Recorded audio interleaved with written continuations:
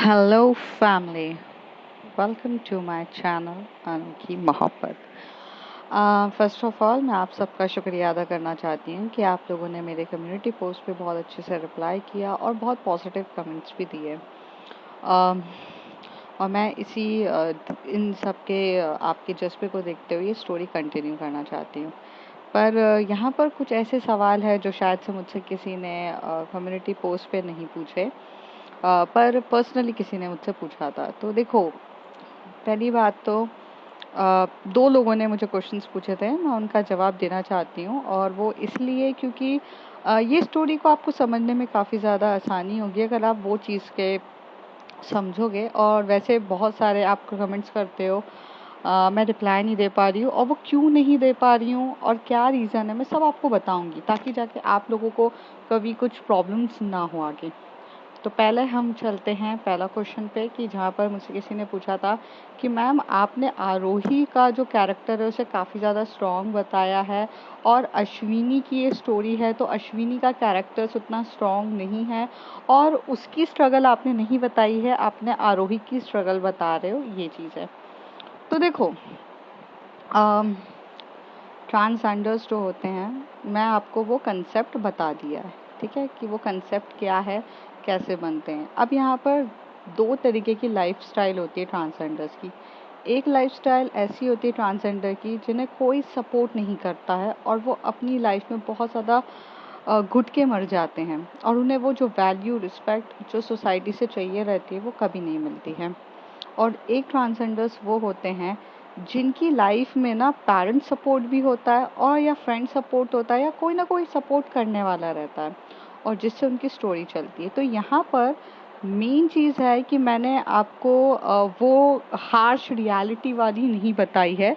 जो harsh reality अगर आपको देखनी है तो आपको बहुत सारी ट्रांसजेंडर्स के ऊपर स्टोरी भी निकली है, जैसे कि सुष्मिता सेन ने एक वेब सीरीज़ करी थी, आप उसको देखो तो उसमें आपको पता चलेगा कि वो कितनी मतलब उस स्टोरी में आप देखोगे तो वो बहुत हार्श रियलिटी बताई गई है कि भाई वो रियल बायोग्राफी है किसी एक ट्रांसजेंडर की, और मैं उनका नाम नहीं लेना चाहती हूँ। तो उनकी रियल बायोग्राफी बताई गई है, और कितना हार्श है वो, मतलब आप देखोगे ना तो आपकी रूह कांप उठेगी, आपको समझ में आएगा ओ माय गॉड, वो लोग कैसे स्ट्रगल करते हैं। और मैं वो हार्श रियलिटी आपको यहाँ नहीं बताया, मैंने आपको एक दूसरे व्यू से दिखाया है, क्योंकि उसके ऊपर तो वेब सीरीज़ बन चुकी है। वैसी अगर मैं बनाती तो पहली बात तो मुझे कोई भी चीज़ सिमिलर पसंद नहीं है, मतलब जो चीज़ हो चुकी है उसे सिमिलर करना, मुझे क्रिएटिविटी पसंद है। तो मैंने क्रिएटिविटी को ध्यान में रख के दूसरा पॉइंट ऑफ व्यू डाला है, जहाँ पर एक लड़का है जिसे ये चीज़ समझ में आ जाती है कि भाई यार उसकी सोल और उसकी बॉडी मैच नहीं हो रही है।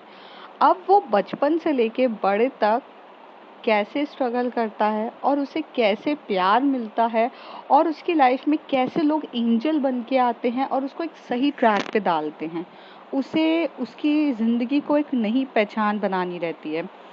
आपको एक बात बता दूँ, अगर आप लाइफ में सक्सेसफुल हो, ठीक है, जैसे आज हम देखते हैं कि जैसे आपने एम एस धोनी देखी होगी, तो उसमें सक्सेस तो यार धोनी हो गया, लेकिन उसके पीछे कोई ना कोई का सपोर्ट तो था ना। उसी तरीके से अगर अश्विन अपनी लाइफ में एक ट्रांस गर्ल बन गई, मतलब अब वो अश्विनी बन गई, लेकिन वो बनने के लिए पीछे उसे सपोर्ट करने वाला भी कोई था। तो वैसे ही आरोही है, और आरोही का नेचर डोमिनेटिंग है क्योंकि वो स्टार्टिंग से काफ़ी ज़्यादा स्ट्रांग है।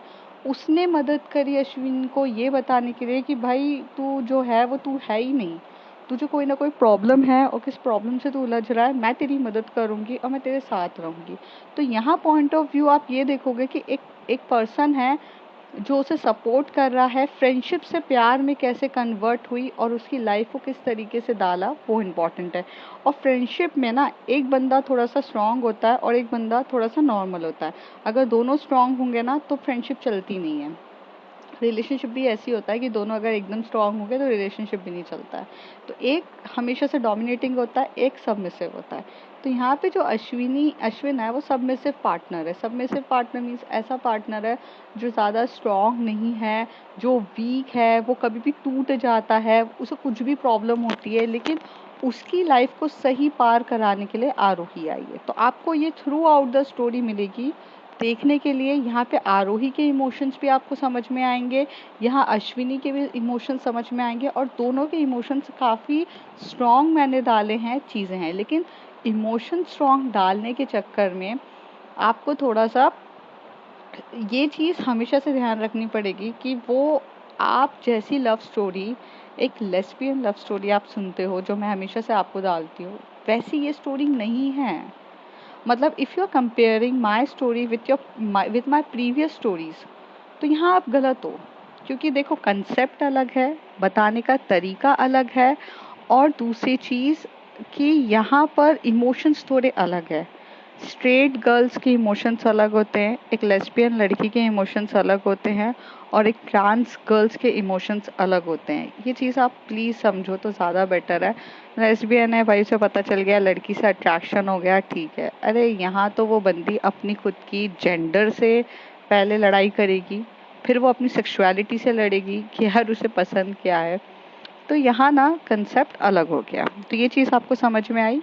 अब चलते हैं दूसरा क्वेश्चन, कि किसी ने मुझसे ये कहा था कि मैम आपकी स्टोरीज काफ़ी अच्छी रहती है, I love it the most your stories and I love it, but इस स्टोरी में आप जेंडर जेंडर जेंडर ज़्यादा कर रहे हो, और जो लव इमोशंस है, जो चीज़ें हैं, वो आप नहीं बता रहे हो, और यही एक रीज़न है जिसकी वजह से आपके व्यूज़ कम हो रहे हैं और आप हार्श हो रहे हो, और मतलब आपको बुरा लग रहा है, और आप यही चीज़ है। तो मैं ये चाहती हूँ कि अगर आपको व्यूज़ के लिए करना है और आप हर्ट नहीं होना चाहते तो आप ये स्टॉप कर दो, या फिर आपकी इच्छा अगर आप कंटिन्यू करना चाहते हो, मैं बड़ी खुश होंगी क्योंकि मुझे ये चीज़ अच्छी लगती है। तो उसके क्वेश्चन का जवाब ये है, देखिए मैम, आई रिस्पेक्ट कि आप मुझे इतने अच्छे से बताने आए हो, I respect all the things. पहला तो नव्या मित्तल कोई भी चीज़ पैसों के लिए नहीं करती है, और इस YouTube अगर मुझे एक बड़ा सा प्लेटफॉर्म मिला है जहाँ पर मैं किसी की लाइफ बना सकती हूँ या मैं किसी की लाइफ बिगाड़ भी सकती हूँ, मतलब I am a influencer, okay. मैं जैसी स्टोरी बनाऊंगी आपके माइंडसेट वैसा होगा, और आप वैसे ही इमेजिन करोगे, और वैसे ही धीरे धीरे बनने लग जाओगे। सबसे ज़्यादा पावर होती है हमारी सोशल मीडिया की। आप जैसा दिखाओगे लोग वैसा सीखेंगे। चाहूँ तो मैं लव स्टोरीज नॉर्मल बना सकती हूँ जिससे मेरी लव स्टोरी बहुत लोगों को पसंद आए, व्यूज़ मेरे हज़ार से भी ज़्यादा हो, और मैं पैसा बहुत कमाऊँ। लेकिन जब मैं अपने आप को मिरर में देखूंगी ना, तो मैं अपनी आँखों, अपने नज़रों से नज़र नहीं मिला पाऊंगी, क्योंकि मुझे ऐसा लगेगा कि यार मुझ में और बाकी लोगों में क्या डिफरेंस है। मैंने सिर्फ पैसों के लिए ये सब किया। क्या पैसे इतने ज़्यादा मैटर करते हैं कि हम कुछ भी ऐसी बेवकूफ़ चीज़ें दिखाते जाए, बताते जाए, ऐसी मतलब ऐसी चीज़ें कुछ भी दिखा दे ताकि हम अच्छे से पैसे कमा सकें। और हमें क्या है, हमें तो पैसों से मतलब है। आजकल आप देख रहे होगे सोशल मीडिया में लोग पैसों के लिए अपने कपड़े काफ़ी छोटे कर लिए हैं, पैसों के लिए कंटेंट के नाम पे कुछ भी दिखा रहे हैं, क्योंकि भाई पैसे तो मिल रहे हैं ना। बट मैं ऐसी नहीं हूँ, मुझे पैसे नहीं चाहिए। पैसे खुदा मुझे खुद दे देगा। मेरी लाइफ में मैं इतनी काबिल हूँ कि मुझे पैसे कमाने के लिए मेरे पास और सोर्सेस हैं। I mean I have my job, I have my career, I am good in that. मैं अर्न कर लूँगी पैसे। ये जो प्लेटफॉर्म है ये मेरे व्यूज़ के लिए नहीं है, मेरा नॉलेज देने के लिए है। यहाँ से मैं किसी को कुछ सिखा कर निकलूँ यार, एक बार निकलूँ, पर कोई ये बोले कि नव्या मैम आपकी स्टोरी ने मुझे वो चीज़ सिखाई जो मुझे रियल में कोई सिखा नहीं पाया। अक्सर आजकल लोगों को नॉलेज लेने का कोई शौक़ नहीं है। अगर आपके पेरेंट्स भी अगर आपको आकर इस टॉपिक पे अगर अच्छे से समझाएंगे या बताने की कोशिश करेंगे, आप बोलोगे चलो ना पापा मम्मा, मेरे पास बहुत सारे काम हैं। बट अगर मेरी स्टोरी से अगर आपको कुछ नॉलेज मिल रहा है, कुछ गेन मिल रहा है, एट प्रेजेंट आप you invest a lots of time on me, और लास्ट में आप ये बोलो कि यार ये इन्वेस्टफुल जो टाइम था ये वेस्ट नहीं गया, मैंने कुछ अर्न करके गई हूँ यहाँ से, तो यही मेरी जीवन का मोटो है। यही मुझे मोटिवेट करता है, ये चीज़ मुझे अच्छे से सिखाता है कि चलो मैंने किसी को कुछ सिखाया तो सही।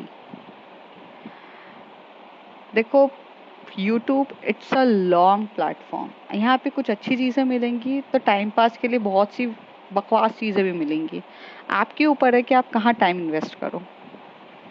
तो अगर आप मुझ पे टाइम इन्वेस्ट कर रहे हो तो मेरा ये है कि भाई मैं कुछ सिखा कर जा दूँ। बाकी आपकी इच्छा है कि आपको सीखना ना सीखना आपके ऊपर हो, क्योंकि यार हम किसी को छोटे से बच्चे नहीं है कि हम किसी को सिखा सकें। ठीक है।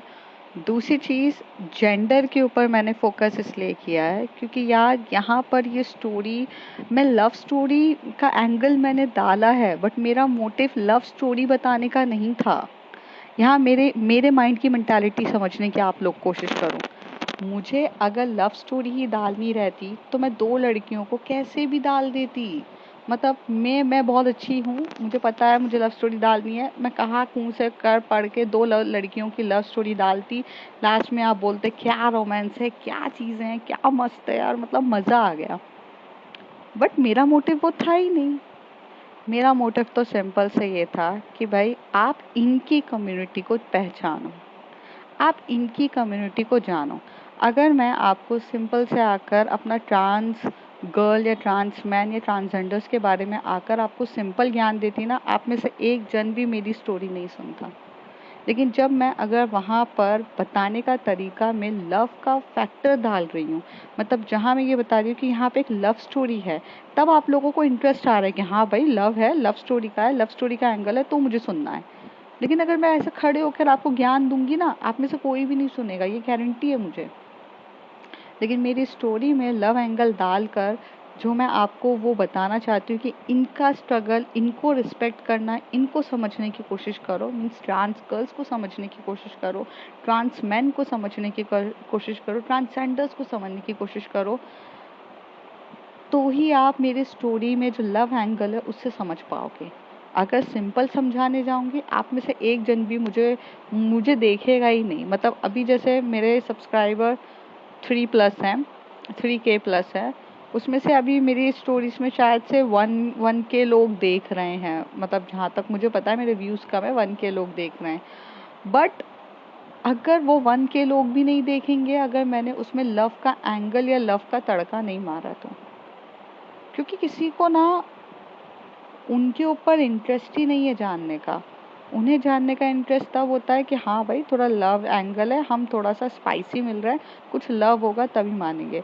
और आप में से जो भी लोग इसको एग्री करते हैं, प्लीज़ इस वीडियो के नीचे आप लिखिएगा ज़रूर कि लव एंगल से ही आप ये चीज़ समझ रहे हो। वरना अगर मैं नहीं डालती, सिंपल आके आपको ट्रांसजेंडर्स के बारे में बताती, आप में से एक जन भी मेरी नहीं स्टोरी सुनता। तो बताने का तरीका अलग है। ये यहाँ पर मुझे जेंडर पे ही मैंने ज़्यादा फोकस किया है क्योंकि मुझे जेंडर के बारे में बताना है। यहाँ लव लाइफ तो आपने 1000 स्टोरीज मेरी सुन ली होगी, 1000 तो मैंने डाली भी नहीं है, जितनी भी मेरी स्टोरीज डाली होगी सुन ली होगी, और जितनी 1000 स्टोरीज आपने बाहर से सुनी होगी, मूवीज़ देखी होगी, आपने सब कुछ देखा होगा, आपको वहाँ मिल जाएगा। लेकिन यहाँ पर ये चीज़ है। अब तीसरा चीज़ मुझे ये कहना था, बहुत से लोग ऐसे होते हैं जो अपना एक एक्सपेरिमेंट करते हैं। मीन्स लाइक अगर आप कोई मूवी डायरेक्टर्स की बात करो, प्रोड्यूसर्स की बात करो या हीरो की बात करो, ये लोग अलग वैरायटीज़ की स्टोरीज बनाते हैं। कोई चीज़ सक्सेसफुल होती है, कोई चीज़ फ्लॉप होती है, ये लाइफ का अप्स एंड डाउन है। तो मेरी अगर ये स्टोरी सक्सेसफुल हुई तो अच्छी बात है, नहीं हुई तो डाउन हुई तो भी मुझे कोई प्रॉब्लम नहीं है। बिकॉज एक्सपेरिमेंट इज़ लाइक कि हर टाइम ब्लॉकबस्टर वही ज़रूरी नहीं है। तो मैं कुछ नहीं कहूँगी उस बारे में, आपकी इच्छा, आपको देखना है नहीं देखो। लेकिन मेरा काम, मेरा कर्तव्य जो है, मेरी जो चीज़ें हैं कि लाइक मैं कुछ नया करना चाहती हूँ वो मैं अपनी लाइफ में ज़रूर करूँगी। ठीक है। अब तीसरी चीज़, लोग कुछ ऐसे डायरेक्टर्स होते हैं जो बहुत अच्छे डायरेक्टर्स होते हैं, लेकिन उनका पॉइंट ऑफ व्यू लोगों को सिर्फ एजुकेशन देने का होता है, इसलिए वो डॉक्यूमेंट्री स्टोरी बनाते हैं। डॉक्यूमेंट्री स्टोरीज होती है, डॉक्यूमेंट्री मूवीज़ होती है, बस यही होता है। उसी तरीके से मेरा सिंपल सा मोटिव है, भाई मैं यूट्यूबर हूँ, मुझे अच्छा खासा प्लेटफॉर्म मिला है और मेरे दिमाग में सिर्फ एक ही है, जितना ज्ञान मेरे पास है अगर उस ज्ञान से मैं किसी की ज़िंदगी संवार सकती हूँ तो भाई लो मुझसे ज्ञान, जितना लेना है लो, जितना लपेटना है लपेटो, ये मैं हूँ। अब आके आपकी मर्जी। यहाँ मैंने दोनों सवालों के जवाब दे दिए। तीसरे सवाल, स्टोरी समझ में नहीं आ रही है, समझ में आ रही है, या जो कुछ भी आप लोगों का इशू है वो यही है सिंपल, क्योंकि आप लोगों को सबसे पहले आपको ये जानना ही नहीं है कि ट्रांसजेंडर्स होते क्या हैं। और वहाँ जहाँ ट्रांसजेंडर्स लव स्टोरी की बात आ गई, जहाँ पर आपको ये चीज़ लगा, आपका आपका इच्छा या वो सब मर जाती है। हम रियल लाइफ में भी ऐसे ही हैं। हमारे घर के नीचे अगर कोई आ जाते ट्रांसजेंडर, हम भगकर एकदम से अपनी माँ के पीछे छुप जाते हैं या हम रूम के अंदर छुप जाते हैं। हम कहते हैं नहीं मम्मी हमें देखना ही नहीं है। तो यार ये तो बहुत सालों का कंसेप्ट है, इसे मैं हटा तो नहीं सकती हूँ, ना मैं इतनी कैपेबल हूँ। बस ये हमारी कोशिश है कि आप उन्हें समझने की कोशिश करो, कर लो तो ठीक है, नहीं करो तो भी कोई इशू नहीं है। अब पांचवा मतलब मेरा जो पर्सनल है, क्या सच बोलूं, मैं थोड़ा सा लाइफ से, मेरी लाइफ बहुत अच्छी खासी चल रही है, मुझे लाइफ से कोई प्रॉब्लम नहीं है, लेकिन एक टाइम आता है जहाँ पर हम जोन आउट होते हैं। And trust me guys, this time I am zone out. और अगर आप मुझे बोल रहे हो कि आप इधर ज्ञान डाइवर्ट करो, वहाँ करो, तो मुझे पता है मुझे क्या करना है, बट एट प्रेजेंट मैं थोड़ा सा ब्रेक स्पेस चीज़ें चाहिए।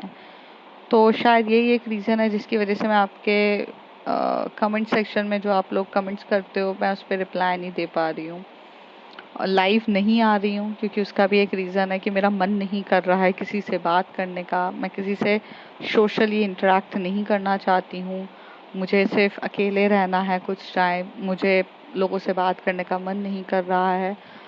सबकी लाइफ में कभी ना कभी ये फेस आप लोगों ने देखा ही होगा, तो मेरी लाइफ का भी वो फेस चल रहा है। तो मैं उस फेस को बोलती हूँ कि जब तक मैं अपनी लाइफ में 100% हर चीज़ करती हूँ और उसके बाद नहीं मिलता मुझे कुछ या कुछ हो जाता है तो मैं जोन आउट हो जाती हूँ। तो मैं अभी थोड़ा जोन आउट मोड पे चल रही हूँ।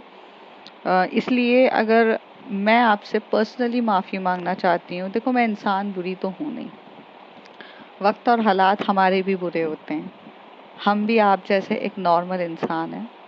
हमारी लाइफ में भी अप्स आते हैं तो हमारी लाइफ में भी डाउन आते हैं। बस फ़र्क इतना है कि हम अपनी लाइफ को सोशलाइज नहीं करते हैं और हम हर पल आकर नहीं बताते हैं कि यार ये हुआ है। तो कभी कभार स्टोरीज जब रिकॉर्ड करते हैं तो भी हमारी लाइफ में अप्स एंड डाउन चल रहे रहते हैं, कुछ ना कुछ चल ही रहा रहता है और फिर हम वो स्टोरी रिकॉर्ड करते हैं।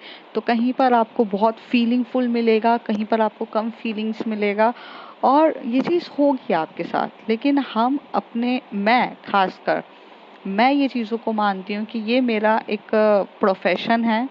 इस प्रोफेशनली मैंने इसको यूट्यूब को लिया। ये मेरे लिए ऐसा नहीं कि जब मेरा मन किया मैं आई और गई। मैं अगर आपको टाइम दे रही हूँ और मैं आपके साथ कमिटेड हो चुकी हूँ तो मैं एक प्रोफेशनली वे में आऊँगी तो वो चीज़ आपको मिलेगी। शायद हो सकता है कुछ अप्स एंड डाउन मेरी लाइफ में भी चल रहे हों, तो आपको तो एज इट इज़ रिजल्ट मिलेगा।